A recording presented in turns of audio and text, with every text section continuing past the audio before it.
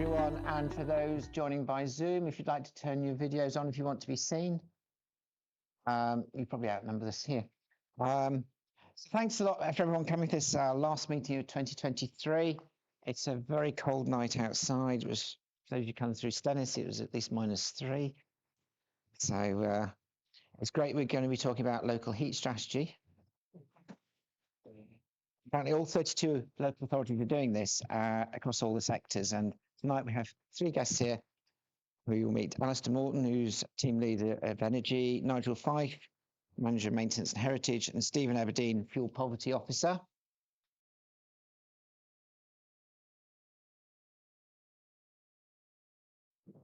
Okay, yeah, all 32 local authorities are currently working on their local heating and energy efficiency strategy. Some are almost finished. We're almost started. The strategy is going to be as a document that's going to help us guide ourselves towards our net zero objective over the next few years. It's on a 5-year rolling programme, so we will be issuing our first strategy and delivery plan, and then we'll immediately start working on the projects and developing the next iteration of it. And we have to release the next edition within the 5-year programme. The British government will be funding it for the first 5 years, which is excellent.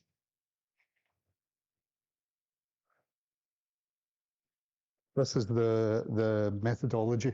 The methodology was developed by Zero Waste Scotland and ARA, and it sets out an analysis for the data. And it's going to develop a local area-based strategy for our energy efficiency and the delivery plan. The strategy builds on what they've already completed. So the first stage there, the policy and strategy review, will be looking at what's available just now. Then we'll be looking at like the national documents that we've got, like the Heat and Building Strategy, Heat Networks Scotland Act, and the Fuel Poverty Strategy. But we'll also be looking at our local documents as well. So we've got a council plan, Orkney local development plan, and the Orkney Sustainable Energy Strategy. So all these documents will be reviewed and will be built into the outcomes of the strategy. At this stage, we also identified all the stakeholders. So we've got all the stakeholders within the council and out with the council that are interested in building improvements and energy efficiency. We've also looked at all the funding opportunities that are available now and tried to get an idea of what was available and what sort of time scale they would be available for. So that was all done in stage 1. Stage 2 is the data and tools library. The data that this is all built on is the home analytics and the non-domestic analytics. Now, these are 2 huge databases that have been developed by the Energy Savings Trust. They're based on EPC data, and there's the EPC data along with a fuel poverty assessment.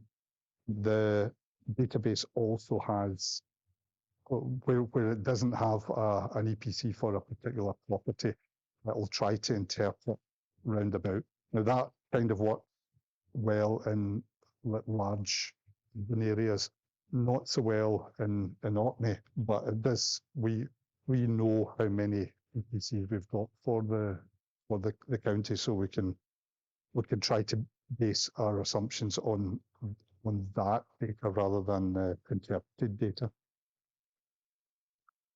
The tools library, part of the methodology, and allow us to manipulate the data. So we're extracting data from the home analytics and the non-domestic analytics, and bringing that through lots of spreadsheets and data manipulations.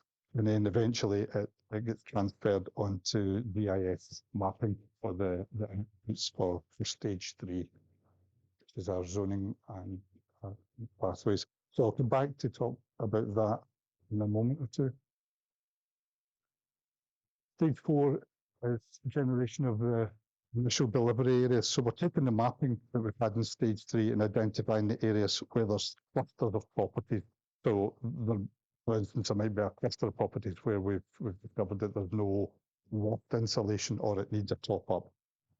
Or there's other ones where there's only single glazing, and we can amalgamate these two requirements and then try to get a project together for a specific area where we can look at these work. At stage 4, we're also looking at the Scotland heat map, and we're going to be trying to identify where we could look at a heat network within the county. So we've identified a few areas where there's a possibility. Again, there's a clearly defined method for honing down on where would be best for heat network. Stage 5 is building level assessment. So we're looking at the properties and trying to identify what actions we can take on them, and then 6 is the final delivery plan. So these from 4 to 6 are feeding into the LE strategy document, and the strategy is given as the bones for the delivery plan, and then the delivery plan will be the actual project work that we're going to try and do. So if we go back to the strategic zoning, the strategic zoning is based around about these 6 LE considerations. So we've got 3 heat decarbonisation considerations and 3 energy efficiency ones. Obviously, Orkney's not on the gas grid, so we've only got 5 to do, so that's easy. On the off-gas grid building assessment is looking at properties in terms of how suitable they are to have a heat pump fitted. So we've got 4 categories of building within that. Category 0 buildings have got heat pumps installed already. Category 1 would be heat pump ready. So it's a building where they're well insulated and it's got a wet heating system. And all we would need to do is swap out the existing heating system with a heat pump. Category 2 buildings would need minor upgrades. So it might be a building that's got a wet system, but it needs a wee bit of fabric improvement to make the heat pump viable. And then category 3 buildings are ones where we would need major upgrades, or they might not ever be suitable for heat pump. So that's each of the dots on the map represents basically a building. So we've got the EPC data for that. We'll be able to categorize it from that as to which category it fits into, and then that would allow us to look at the opportunities for installing heat pumps. It's also the opportunities for connecting to a heat network. So we could be looking at heat network as well as heat pump there.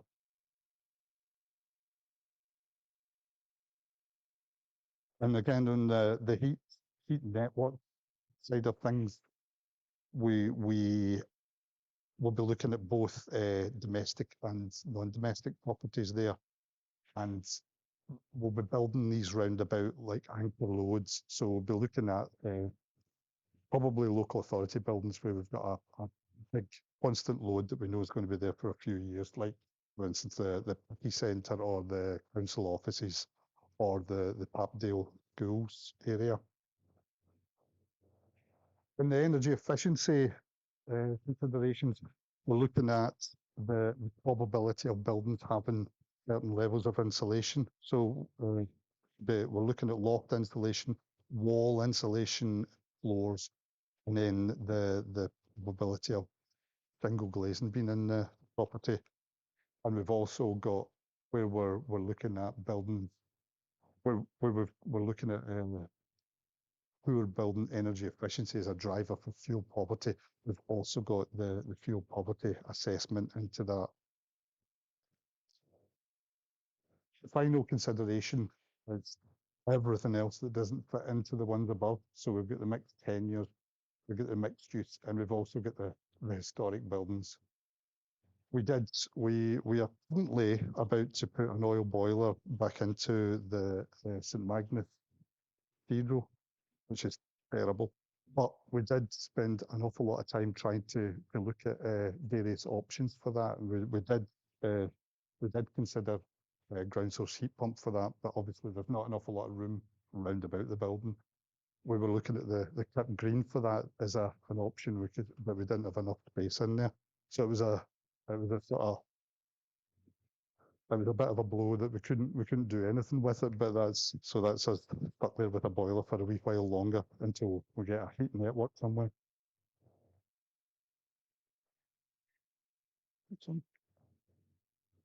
Outputs from this. The outputs will be the GIS map of the areas. So they'll show us the predicted concentrations for each of the considerations, and we can lump these different considerations together to try and build a picture of properties that need multiple interventions, and then try and build projects round about that. GIS maps will be at, well, the documentation looks at strategic zones. So a strategic zone would be between 2,500 and 6,000 households, which is probably 2/4 for Orkney. So we'll probably be looking at the data zone level, which is 500 to 1,000 residents, which gives us a wee bit of better view of the areas. The delivery areas will be at a more granular level again, so we'll be looking at probably tens of properties in there to try and develop projects that'll hit them. And then once we've done all that, we've got the strategy document to develop, based on the work that we've already done, and then the opportunities that we've identified through the mapping exercise. And then we'll also, probably should have said right at the very start, the LHE's programme doesn't just look at the local authority buildings, it looks at all the built environment in Orkney. So we'll be looking at all the private housing, all the council housing, all the commercial properties, all the industrial properties. So we have to have something in the strategy that allows us to address all of these different opportunities, and a lot of it will be just signposting, as you were saying. You know, there's funding available for business improvements at the moment, so trying to get that out to the public as well. And then once we've got that, the delivery plan will just fall into place because we'll have all the projects there. I think Nigel's going to give us a few words now on the stuff on the council housing and how we're developing them.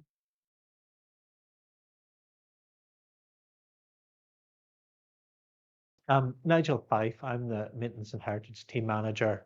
So I'll just do a wee introduction. I look after, with the assistance of my team, the social housing stock for the council, which we currently have 1,001 properties across Orkney. And as you can imagine, that's everything from bungalows, two-storey houses, a few flats, mainly in Kirkwall and here in Stromness, but we've got quite a lot isolated, scattered sort of settlements, so to speak, as well, like Evie Village, for example, where we've got a handful on some of the isles. Our properties currently meet E1, which is the energy efficiency standard for social housing.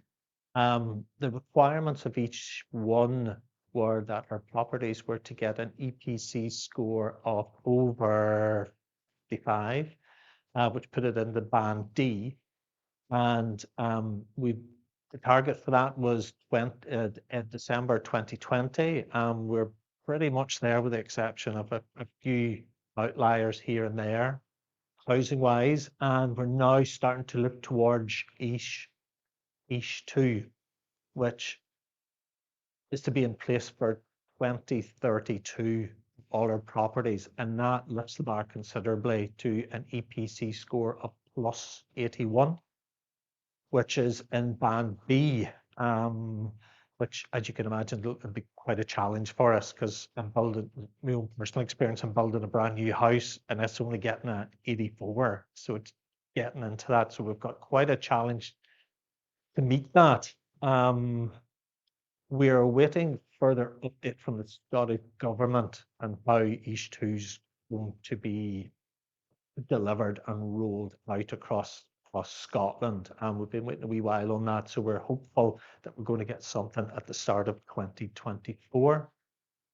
So what are we doing to achieve EIS 2?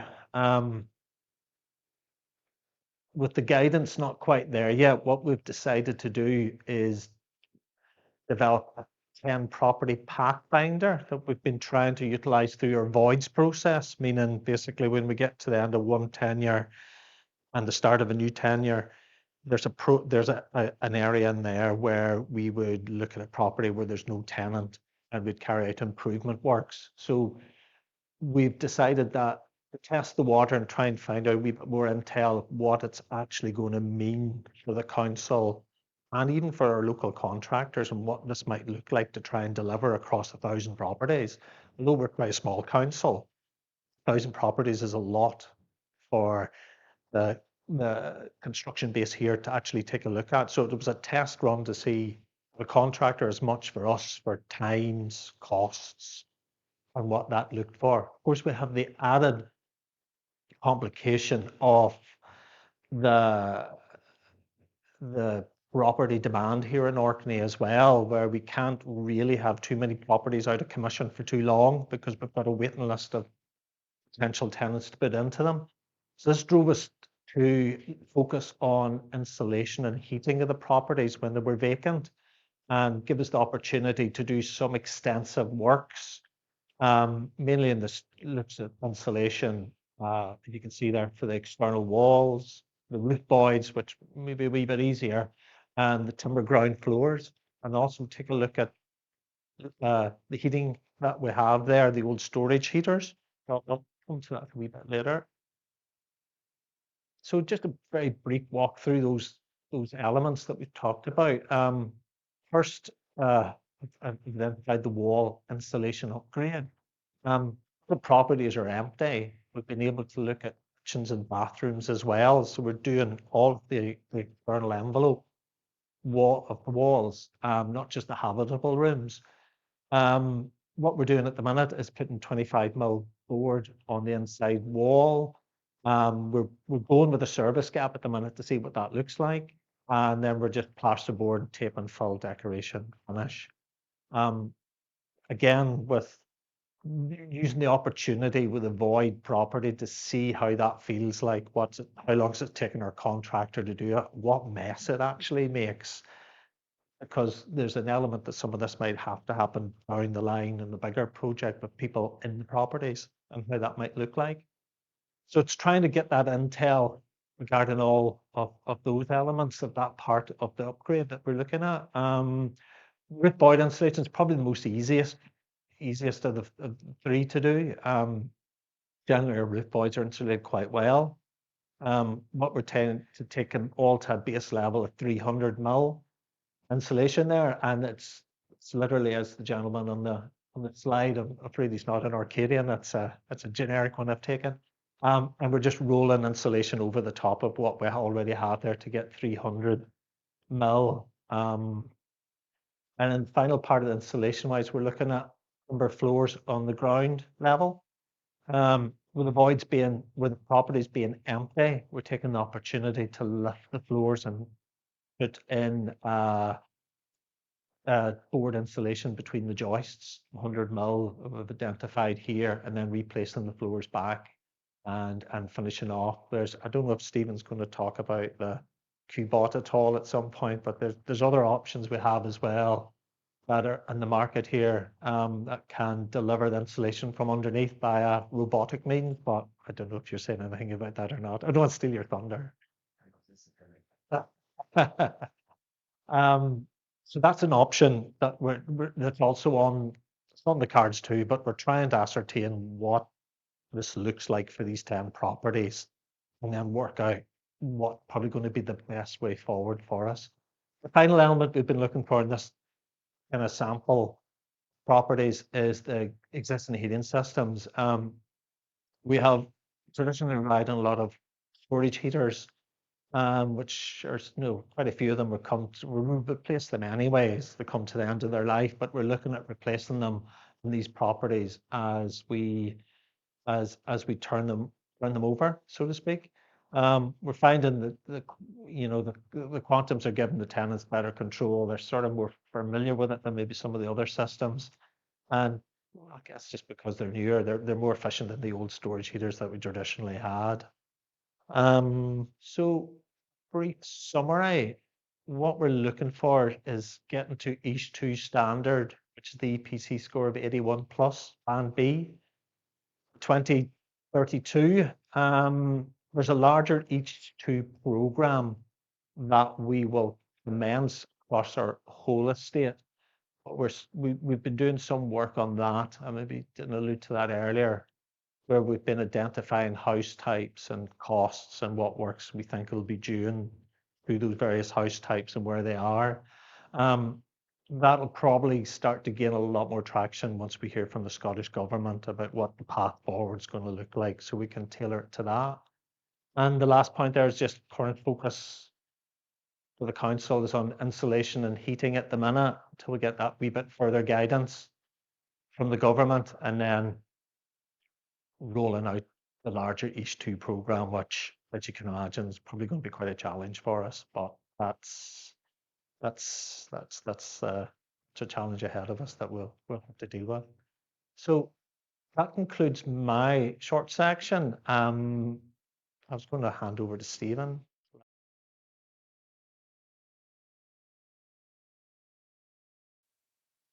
Good evening all, I'm Steven Aberdein. I work within Housing Services, and within the context of the LHEs, wanted to talk tonight about some of the activities that we have in the private sector.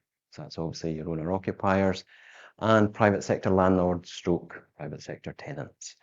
As Nigel's talked about the social rented sector, there is funding and programs of works underway every single year, thanks to what's known as HESABs. So apologies, another acronym. Within the Scottish Government, there is central budget control, and from that budget control within the Heat and Buildings division, there is the opportunity for every council to bid for a funding pot towards energy efficiency works. And as you can see from the scheme guidance for this particular year, the 23-24 programme of works, what we're trying to do with that money is remove energy efficiency or poor energy efficiency as the driver of fuel poverty for any participating households. So what are the area-based schemes? Alistair previously talked about profiling software that perhaps other councils would use, and we will look to discuss as part of the LHEs, such as home analytics. Other councils may zoom in and target a particular high-rise block or a particular urban area. Within Orkney, we've unfortunately won the good battle where the Scottish Government accepts that all of Orkney needs to be fuel poor. So when we do the bids, we don't reference a particular profiling piece of software. We don't try to focus or target a particular street. We come up with a scheme that is available to all. So we market as such.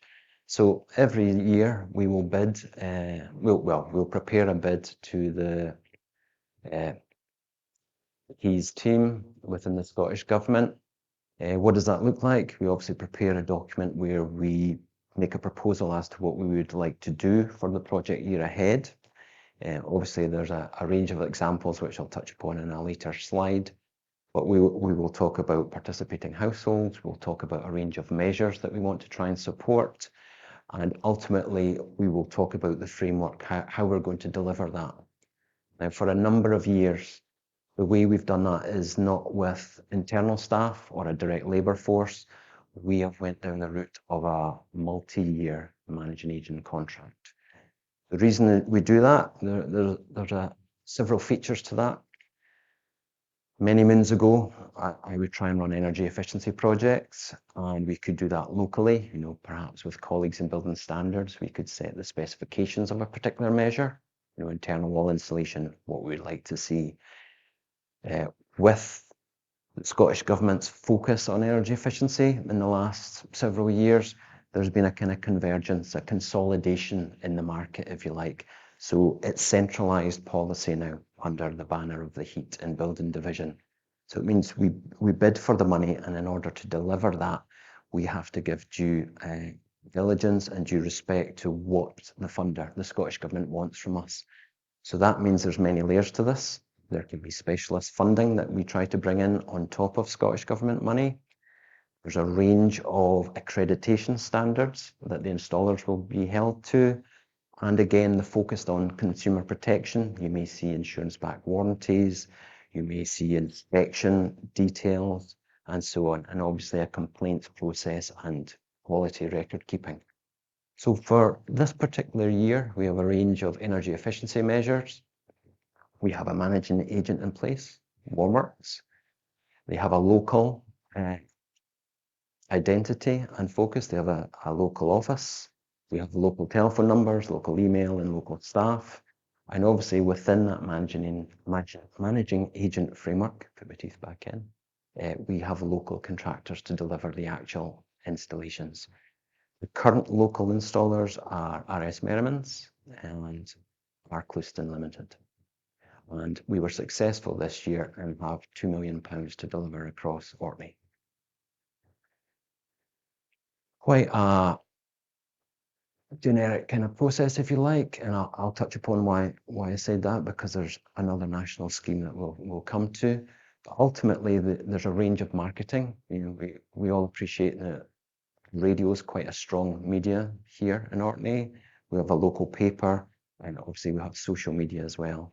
So over the years of our current multi-year managing agent contract, we've adopted quite a widespread use of media to try and attract participating households.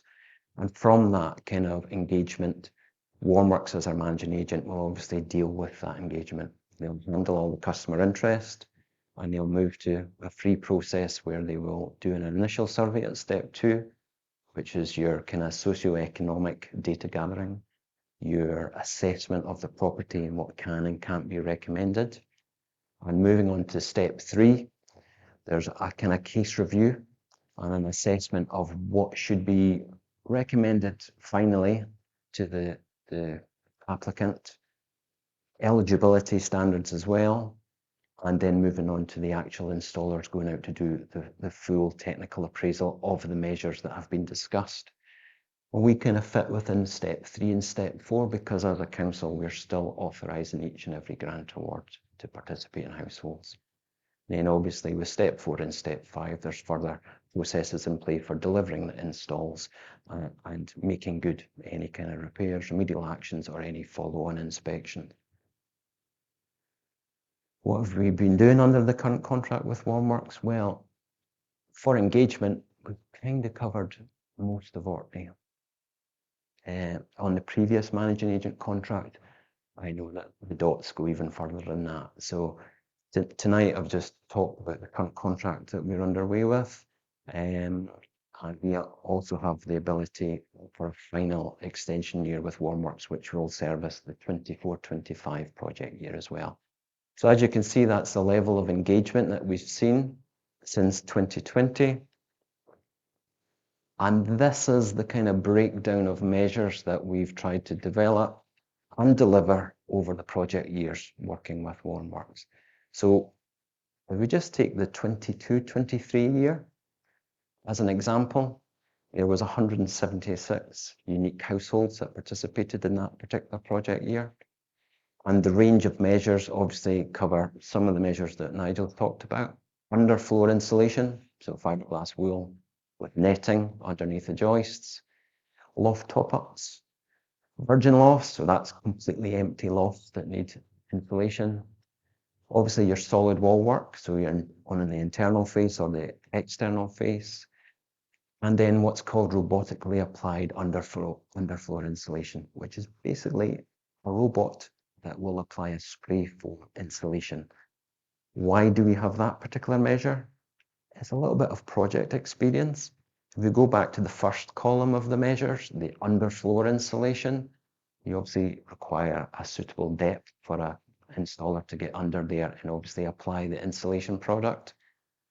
With our experience, there's a range of properties across Orkney that do not have that depth to allow personnel to get there. So as part of the innovation that we try and bring with the private sector kind of enterprises, this will be the third year of robotically applied underfloor insulation being available. So in 22-23, we obviously delivered 53 installs. We obviously covered high heat retention storage heaters, which is the Dimplex Quantum product that Nigel talked about earlier. And just in the 22-23 year, we obviously introduced what we called smart ventilation system. So rather than an insulation product, that is management and control of the airflow for the floor void. So that's a hub and obviously an open close facility on particular air ducts on your wall. And that's something that we're continuing if we look at the 23-24 bid profile. So that was the profile that went in that was successful and we secured the £2 million. We're well underway with this programme of work. At this moment in time, I think I've got a book value of about £1.6 million of the project. So really good participation levels for this year. And it's the full range of measures that we've kind of either continued with or introduced in previous project years. The 22-23 year is complete. The private sector programme under HESABs, so the area-based scheme, it's a little bit unusual. It doesn't quite follow a financial year. In an ideal world, you would start in an April. You actually finish in a June of the following year. So you're looking at a 15 to 16 month programme of works, which also means I get the fun of a crossover, just as you're trying to finalise one project you're running, bidding for and starting up the next project. But when we complete these, and I have a handout to attendees tonight, and I can obviously share it with any online attendees as well as a PDF, we have annual reports, and these are kind of freely available. But kind of linking with the context of LHEs, these are the kind of metrics that we may be able to share or develop or refine. So on the annual report for the 22-23 project year, we can obviously talk in terms of budgetary spend, but we can also look at the kind of movement, so the SAP journey, if you like. So an energy performance certificate uses our DSAP methodology. That's the same kind of metric or thresholds that we're concerning ourselves with in the social rented sector. So as Nigel talked about the aspirational target of trying to hit EPC band B, we are kind of moving the dial in the private sector as well. You know, people that participate, see installations done, these energy efficiency measures are moving these properties to higher bands. And obviously the 22% reference there is the fact that it's almost a reactive process, and we're marketing it to the whole of Orkney, so everyone's free to contact us and to try and participate. We've still got really good take-up in people that are sitting in houses that are at the lowest energy efficiency ratings, and moving them on to much higher bands and hopefully higher levels of home comfort and lower energy costs. And obviously something that will really be developed by LHEs is obviously the kind of carbon pictures of we're doing. One really good feature of the current managing agent we have, and obviously on a national perspective, rather confusingly, there's almost two national schemes. So to explain the area-based scheme that I've talked about tonight, every council is pitching for that money to the Scottish Government team. Every council is trying to go forward with a programme of work. Every council has different ways of delivering that. We have a managing agent in Warmworks who have actually been successful with the other scheme that the Scottish Government promotes, which is called Warmer Homes Scotland. Whereas the area-based scheme is council-led, council-managed, and we have oversight and responsibility, Warmer Homes Scotland is something separate to us, and it's national. And to show you the kind of scale or the growth in the whole retrofit industry, the new contract that was just signed this year, Warmworks, our managing agent for the area-based scheme, were successful in being the managing agent or delivery agent for Warmer Homes Scotland. And it's worth almost £750 million over the next 5 years to the Scottish Government. Differences really are, whereas the area-based scheme, like we touched upon in earlier talks, are focused on fabric first and support to storage heating, because obviously there's a high prevalence of that here because we're electrically fueled kind of homes rather than being on a gas grid. The Warmer Homes Scotland scheme affords people the chance to, where eligible, consider things like renewables, heating systems. It's almost the full gambit. It can also be things like windows, doors, depending on year, and it's subject to review by the Scottish Government every year. So we've got a council focus on what we can manage, which is the area-based scheme, which I've talked about tonight. Our actual partner in delivering that also has the contract nationally for Warmer Homes Scotland. So what we're hoping to see is, as Alistair and others develop LHEs, that kind of data exchange becomes far stronger and we can learn from that. And it really helps give us a focus on what we have across the county, what we need to do across the county, and also touching upon what else is available to the county as well. And then just because the slide deck is going to be shared, it's just the contact details for our managing agent, should anyone want to explore that in due course. And that is my part. What we're actually, well, neighbourhood services are doing with the sort of public sector buildings just now. We've spoken about this before. There's a picture of the new care home in Stromness, and our new building programme is based on like really high fabric quality, you know, low U values for this, and good air tightness and ventilation to compensate for that. We've in the schools investment programme, just thinking that it was a few years ago, but at that stage, these buildings were all EPC rated A, and they all had a BREEAM excellent result. So that's the sort of level that we're looking at for the new building. We're also looking at the zero direct emission heating system and hot water. We've got quite a few of our buildings are already zero direct, because obviously in Orkney we're predominantly electric, which is zero emission. And 75% of our properties at the start of the carbon management were already zero emissions. And that's increased to 78% now, which is quite impressive. Unfortunately, 22% that's left generates 66% of our emissions, because that's all the big buildings where we've got oil-fired systems, and we're starting to slowly get through them. For instance, St Peter's has been replaced by Hammerville House, which is all heat pumps.